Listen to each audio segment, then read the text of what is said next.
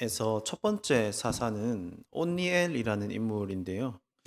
이 첫 사사가 온니엘이었다면 오늘 살펴볼 삼손은 마지막 사사라고 할 수 있습니다. 물론 사무엘 같은 경우에 사사기도 하지만 그 성격이 조금 달라서 오늘 삼손을 마지막 사사라고도 할 수 있습니다.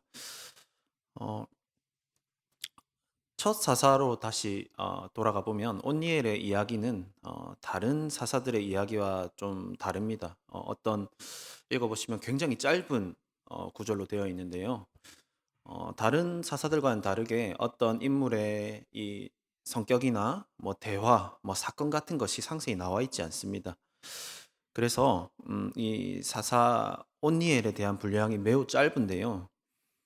하지만 이 짧은 분량이지만 그 안에 이 백성들의 연약함과 부르짖음과 사사를 통한 구원이 이 사사기에 필요한 그 완벽한 구성이 다 들어 있습니다.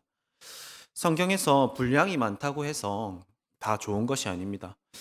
오히려 분량이 길수록 인간의 연약함이 더 많이 서술되는 경우가 많은데요.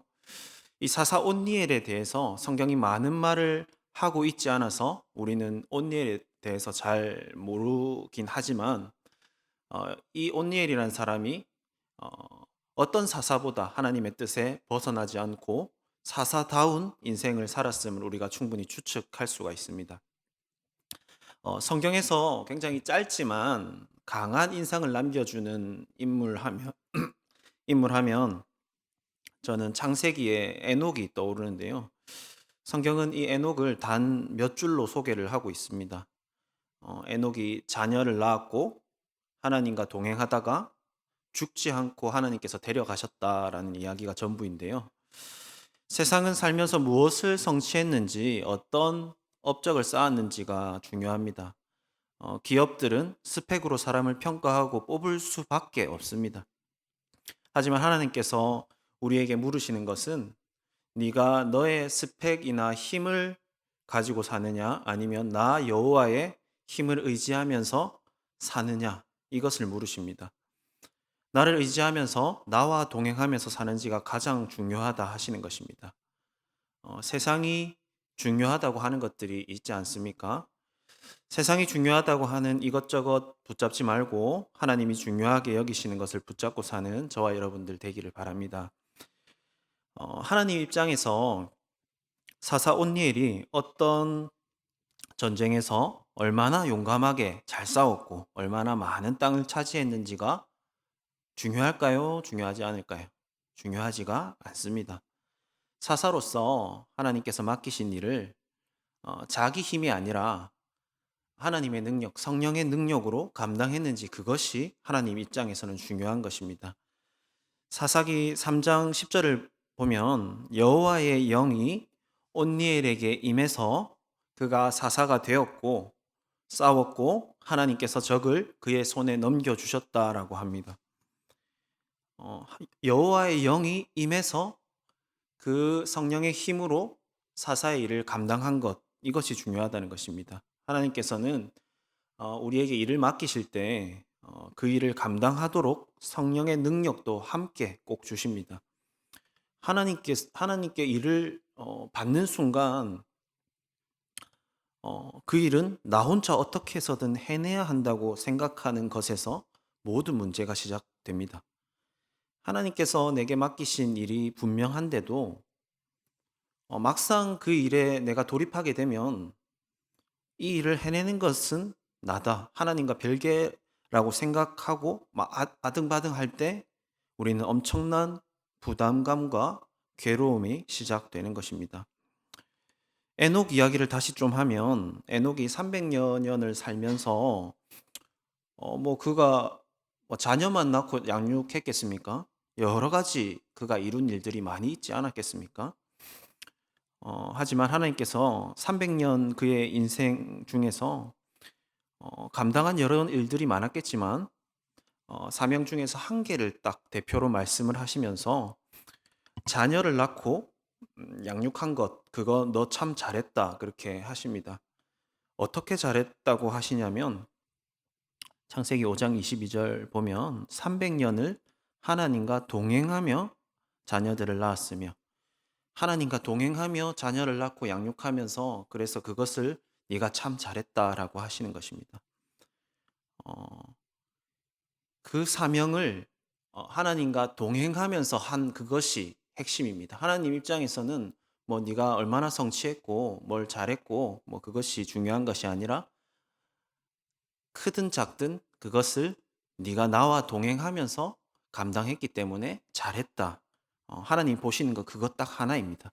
하지만 우리는 여러 가지들을 생각해서 그것이 괴로움이 되고 어려움이 되는 것이죠. 하나님과 동행하면서 하나님께서 그 주신 그 사명을 감당할 능력으로 사명을 감당하는 것, 이것이 우리에게 맡겨진 사명을 감당하는 열쇠입니다. 하나님이 주신 일에 대해서 네, 제가 충성하겠습니다라고 말을 하는 것이 참 중요합니다. 하지만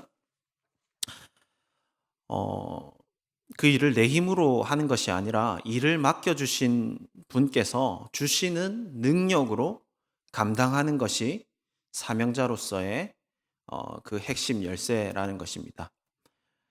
사사는 하나님께 특별한 능력을 받은 사명자죠. 그러므로 그 능력을 주신 분의 의도대로 그 힘을 잘 사용하는지가 이 사명을 이루는 핵심입니다. 힘을 주셨는데 그 힘을 주신 분의 의도대로 잘 사용하면 사명자가 되는 것이고, 그 힘을 자신이 원하는 대로 사용하면 반역자가 되는 것입니다. 다윗의 경우 하나님으로부터 힘을 받은 왕이지 않습니까? 권력은 힘입니다. 이 권력 자체가 나쁜 것이 아닙니다. 하나님이 백성들을 잘 다스리라고 주신 힘, 권력입니다. 하지만 다윗이 자기 욕망을 위해서 그 힘을 사용하자마자 그 권력은 악한 것이 되었습니다. 힘을 주신 하나님의 의도를 오용하자 다윗은 사명자가 아니라 범죄자가 되는 것을 볼 수가 있습니다. 그러니까 하나님이 주신 이 힘을 어떻게 사용하는지가 굉장히 중요하다는 것입니다. 어, 빛이 밝을수록 그림자가 짙다는 말이 있습니다. 그러니까 너무 큰 힘은 그만큼 또 위험할 수 있다는 것입니다. 큰 힘을 통제하지 못해서 인생이 무너지는 경우가 많이 있습니다. 특별히 큰 힘을 가진 정치인이라든지 경제인들, 연예인들 이런 사람들이 갑자기 그 힘을 통제하지 못해서 넘어지고 인생이 무너지는 경우를 잘 볼 수가 있죠. 오늘 살펴본 이 삼손의 경우가 그렇습니다. 삼손은 불임의 가정에서 특별한 은혜로 특별한 사명을 받고 특별한 힘을 받고 태어났습니다. 삼손은 특별히 어마어마한 힘을, 육체적인 능력을 가진 것으로 유명합니다. 이 능력을 하나님께서 주신 것이죠. 힘을 뭐 하는데 쓰라고 주셨습니까? 싸우라고 주셨습니다. 무엇을 위해요? 싸워서 내 백성을 구원하라고 하나님이 주신 힘입니다. 하지만 삼손은 하나님의 이 뜻에 전혀 관심이 없어 보입니다. 성경을 보면 그런데 이 문제는 삼손만의 문제가 아닌 것 같습니다. 왜냐하면 이때까지 이스라엘 백성들이 사사기를 쭉 보시면 항상 그렇습니다. 이방인들의 압제를 받을 때마다 하나님께 살려달라고 부르짖습니다. 그런데 그렇게 부르짖을 때 하나님께서 들으시고 사사를 세우셔서 구원을 해주시죠. 그런데 이 삼손의 때에는 잘 보시면 백성들이 압제를 받고 고통을 받음에도 불구하고 부르짖지를 않습니다.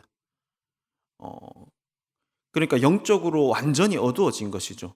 고통스러운데 회개하지도 않고 부르짖지도 않고 그렇게 살아가는 것입니다. 언약 백성으로서 또 삶에 대한 어떤 열정도 볼 수가 없이 완전 자포자기한 상태로 그렇게 살아가는 백성들을 볼 수 있습니다.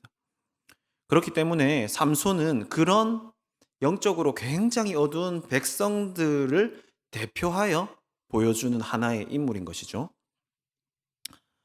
이렇게 고통 중에 있으면서도 부르짖지 않는 백성들의 모습과 그럼에도 불구하고 포기하지 않으시고 구원자를 세우시는 하나님의 이 신실한 모습이 극적으로 대조되고 있습니다.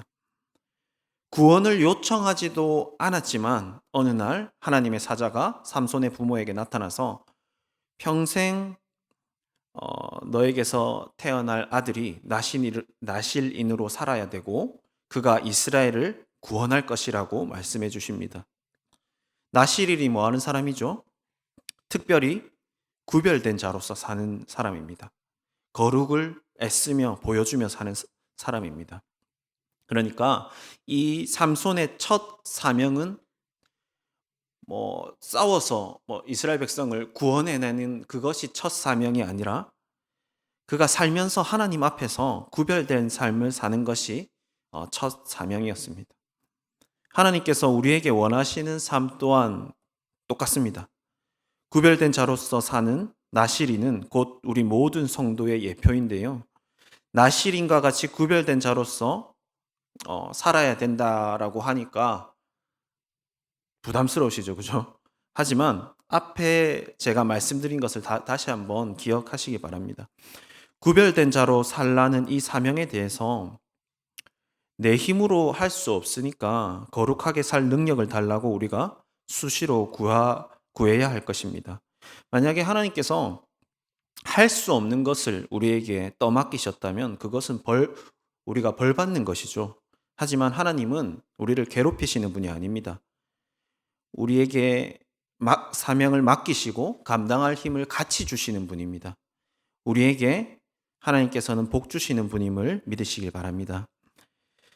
이스라엘을 구원하기에 앞서 삼손에게 주어진 이 구별된 삶이라는 사명은 사명에 대해서 삼손은 그것을 아주 철저히 무시해 버립니다. 특별히 삼손 이야기의 처음부터 끝까지가 바로 여자 문제입니다. 삼손은 하나님이 철저하게 금하신 이방 여인과의 결혼을 하려고 합니다. 그래서 이 일을 통해서 블레셋인들과 갈등이 생기고 결국 그 갈등으로 인해서 블레셋 사람 수천 명을 죽이게 됩니다. 그러니까 지금 상황이 삼손 자신이 사사로서의 어떤 사명 때문에 자기 백성들을 구원하기 위해서 블레셋인들을 죽이는 것이 아니라 여자 문제 때문에 시비가 붙어서 자기 혈기로 적들을 죽이게 되는 이 장면은 한편의 희극 같지만 자세히 보면 굉장한 비극인 것입니다. 우리가 하나님의 뜻에 거역하더라도 하나님께서는 당신의 뜻을 이루실 수 있습니다. 하지만 순종의 열매로서 그 일이 이루어져야지 이런 식으로 이루어지는 것은 참으로 비극적인 것입니다. 빌립보서를 보면 바울이 감옥에서 말하기를 그 사람들이 어떤 의도에서 복음을 전하든지 간에 어쨌든 전파되는 것은 그리스도시니 이로써 나는 기뻐하고 또 기뻐한다라고 말합니다. 이게 무슨 이야기냐면 바울을 비난하는 사람들 중에 자신들이 막 더 경건하다고 하면서 자신들을 높이 세우기 위해서 경건한 척하기 위해서 막 전도를 하는 그런 사람들이 있었던 것입니다. 그 소식을 이제 바울이 듣게 되는데 바울은 괜찮다. 그들이 나를 얼마든지 비판하고 그들이 어떤 좋지 않은 의도에서 막 전도를 하고 자신들을 높이기 위해서 전도를 하려고 해도 나는 상관없다. 나는 그리스도가 전해지기만 하면 기쁘고 또 기쁘다라고 그렇게 얘기하는 것입니다. 그러니까 이것을 봤을 때 복음 전도라는 하나님의 뜻은 이루어질지 몰라도 자신을 높이기 위해서 전도하는 그들을 생각할 때 이게 얼마나 비극적인 일입니까? 그들이 정말로 선한 마음을 가지고 전도한다면 사명자로서 얼마나 큰 복을 쌓는 것이겠습니까? 삼손이 사명감으로 적들을 멸하였다면, 그 힘을 썼다면 그는 하나님께 잘 쓰임받는 복되고 복된 자가 됐을 것입니다. 하지만 삼손은 자기 욕망 때문에, 자기 혈기 때문에 수많은 사람을 죽인 살인자가 되는 것입니다. 삼손의 인생은 마지막 또한 여자 문제로 망하고 맙니다. 이렇게 마귀가 성도를 뭐 그렇게 여러 가지 주제로 공격하는 것이 아닙니다. 그 사람에게 먹히는 약점 몇 가지로 계속해서 합니다. 돈 때문에 무너지는 사람, 그렇게 고생하고도 또 돈 때문에 고생합니다. 이렇게 이성의 문제도 똑같습니다. 죄의 문제는 뭐 그 사람이 뭐 머리가 똑똑하다고 해서 깨달을 수 있는 것이 아닙니다. 죄는 영적인 문제입니다. 이렇게 자신의 약점이 드러났을 때 하나님께 간절히 구하고 그것을 맡기고 조심해야 하는 것입니다. 하지만 삼손이 그리하지 못했습니다. 주변 사람들은 삼손의 약점에 대해서 다 잘 알았는데 정작 삼손 자신은 그것을 그리 큰 문제로 여기지 않았습니다. 이 들릴라라는 미모의 여인이 삼손의 약점을 정확하게 알고 접근했습니다. 블레셋 사람에게 엄청난 보수를 받고 의도적으로 접근한 교활한 여인이었습니다. 아마도 영적인 눈이 어두운 삼손은 외적인 그녀의 모습만 보고 반했을 것입니다. 들릴라는 사랑의 이 감정을 이용해서 삼손의 그 어마어마한 힘의 출처를 알아내려고 시도합니다. 처음에 삼손은 넘어가지 않죠. 넘어가지 않고 엉터리 대답을 계속 해주는데요. 하지만 들릴라는 포기하지 않고 삼손을 계속 들볶습니다. 이에 삼손이 성경을 보니까 죽을 듯이 괴로웠다 그렇게 표현을 하는데요. 그래서 결국 나실인의 상징인 이 머리털의 비밀을 털어놓습니다. 이렇게 죄라는 것은 너무나 매력적인 가면을 쓰고 접근하고 괴롭힙니다. 죄는 자신의 말에 네가 복종하기만 하면 엄청난 좋은 것을 줄 것이라고 약속합니다. 하지만 그 결과는 무조건 끔찍합니다. 들릴라가 삼손에게 너는 나를 사랑하지 않느냐면서 네 마음을 달라라고 요구한 것처럼 죄는 우리에게 마음을 요구합니다. 삼손이 그래서 마음을 주었습니다. 마음을 주었더니 들릴라는 그의 머리털을 깎고 적에게 넘겨주고 삼손은 눈이 뽑혀버립니다. 우리가 하나님 말고 다른 존재에게 마음을 주면 그 존재는 반드시 우리를 배신할 것입니다. 우리의 마음은 영적 전쟁터입니다. 하나님께서 너는 마음을 다하여 나를 사랑하라고 하십니다. 이것은 하나님이 우리를 부담스럽게 하려고 하시는 것이 아니라 우리를 지키시기 위함입니다. 머리털이 깎인 삼손에게 블레셋 장정들이 들이닥쳐서 포박하지만 삼손은 이미 힘을 잃어서 저항할 수가 없습니다. 머리털 자체에 힘이 있는 것이 아닙니다. 성경은 삼손이 하나님이 자신을 이미 떠나신 줄을 깨닫지 못했다고 합니다. 그러니까 이 머리털 자체에 힘이 있어서 머리털을 밀어서 힘이 없게 된 것이 아니라 그 거룩을 상징하는 나실인을 상징하는 그 머리털이 밀린 것은 하나님이 떠나신 것을 의미하는 것입니다. 하나님의 사람은 하나님과 멀어지면 아무런 능력이 없습니다. 하나님의 사람인 우리는 거룩을 잃어버리면 삼손이 머리털을 잃어버린 것 같이 능력을 잃어버릴 수밖에 없습니다. 반대로 생각하면 어떻습니까? 능력 있는 삶은 곧 하나님과 붙어 있는 삶입니다. 자신을 보았을 때 영적으로 능력 있는 삶을 살고 계십니까? 아니면 마치 머리털을 밀린 삼손의 무기력한 모습이 나와 닮아 있다는 생각이 드십니까? 만일 그렇다면 무기력한 삼손이 다시 능력을 어떻게 찾게 되는지를 보면 됩니다. 사사기 16장 22절을 보면 그의 머리털이 밀린 후에 다시 자라기 시작하니라 이렇게 이야기합니다. 머리를 밀었을 때 다시 자라는 것은 당연한 일이죠. 하지만 이 구절은 마귀가 완전히 망가뜨려버린 한 인생을 하나님께서 다시 살리실 것을 암시하는 굉장히 의미심장한 구절입니다. 모든 것을 잃은 삼손은 마지막 순간에 눈물을 흘리면서 간절히 기도합니다. 삼손이 살면서 이렇게 기도해 본 적이 없습니다. 삼손이 가장 약해져 있을 때 비로소 하나님을 찾습니다. 성령께서 우리의 심정을 가난하게 하시고 약하게 해주시기를 바랍니다. 그래서 간절히 부르짖을 수밖에 없는 그런 심령을 주시기를 바랍니다. 삼손은 하나님, 제발 이번만 나를 강하게 하소서라고 기도합니다. 이번만이라는 말은 이제 삼손도 자기 인생에서 다음 기회가 없다는 것을 알고서 하는 간절한 외침입니다. 이 세상에서 간절한 기도를 막을 수 있는 것은 어떤 것도 없습니다.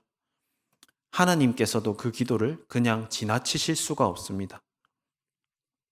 야곱이 하나님을 놔주지 않고 하나님 안 됩니다.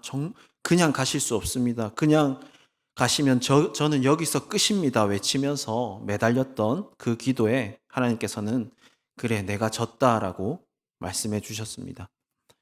삼손은 하나님께 나를 강하게 해달라고 부르짖습니다. 삼손이 전에 이런 말을 한 적이 있었을까요? 처음입니다.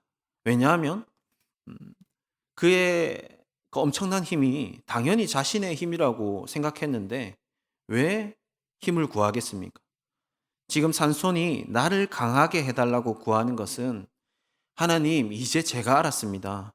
힘은 나에게서 나오는 것도 아니고 내 머리털에서 나오는 것도 아니고 주님께로부터만 나옵니다. 이것을 처음으로 고백하는 것입니다. 삼손의 처음이자 마지막인 이 간절한 기도는 응답을 받습니다.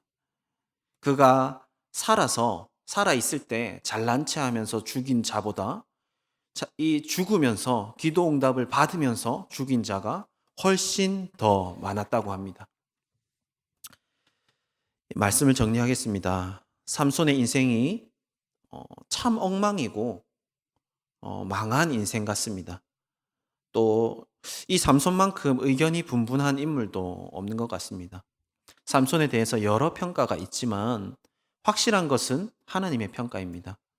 하나님께서는 성경의 가장 명예로운 자리에 이 삼손의 이름을 올려놓으십니다.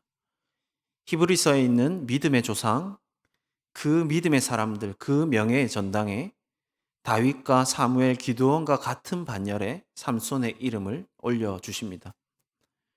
그러니까 마지막 순간에라도 하나님께 부르짖을 수만 있다면 그 인생은 결코 실패할 수 없다는 걸 잘 보여주고 있습니다.